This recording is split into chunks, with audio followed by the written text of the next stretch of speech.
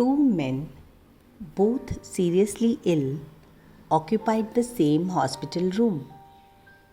One man was allowed to sit up in his bed for an hour each afternoon to help drain the fluid from his lungs.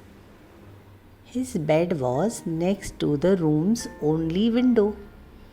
The other man had to spend all his time flat on his back. The two men talked for hours on end. They spoke of their wives and families, their homes, their jobs, their involvement in the military service, where they had been on vacation. And every afternoon, when the man in the bed by the window could sit up, he would pass the time by describing to his roommate all the things he could see outside the window.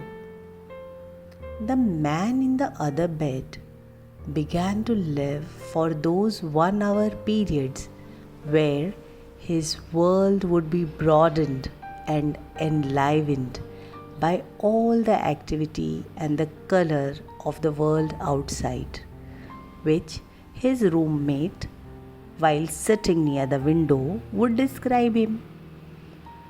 The window overlooked a park with a lovely lake. Ducks and swans played on the water, while children sailed their model boats. Young lovers walked arm in arm amidst flowers of every color of the rainbow.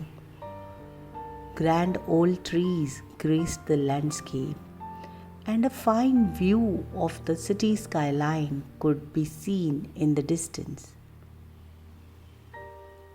As the man by the window described all this in exquisite detail, the man on the other side of the room would close his eyes and imagine the beautiful scene. One warm afternoon, the man by the window described a parade passing by. Although the other man couldn't hear the band, he could see it in his mind's eye as the gentleman by the window portrayed it with his descriptive words. Then, unexpectedly,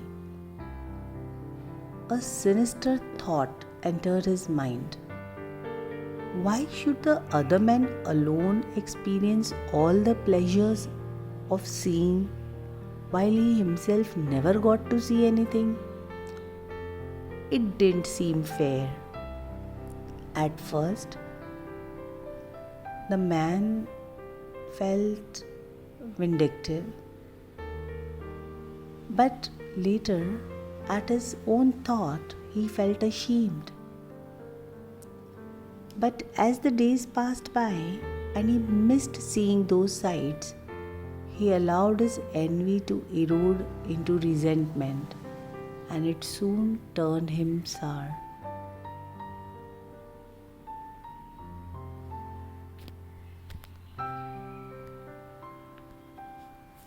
He began to brood, and he found himself unable to sleep. He should be by that window. That thought, that only thought, now controlled his life. He was so unhappy, not even thinking about his disease. He just wanted to be by that window.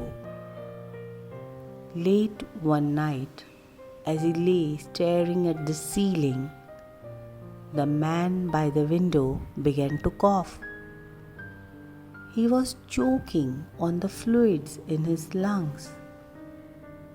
The other man watched in the dimly lit room as the struggling man by the window groped for the button to call for help. Listening from across the room, he never moved, pushed his own button, which would have brought the nurse running in. In less than 5 minutes, the coughing and the choking stopped, and along with that, the sound of breathing. Now there was only silence, deathly silence. The following morning, the nurse arrived to bring water for their baths. When she found the lifeless body of the man by the window, she was saddened and called the hospital attendants to take it away. As soon as it seemed appropriate, the other man asked if he could be moved next to the window. The nurse was happy to make the switch, and after making sure he was comfortable, she left him alone.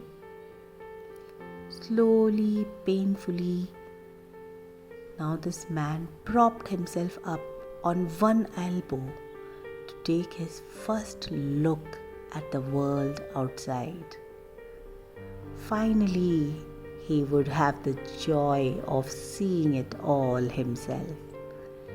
He strained too slowly and turned to look out of the window beside his bed.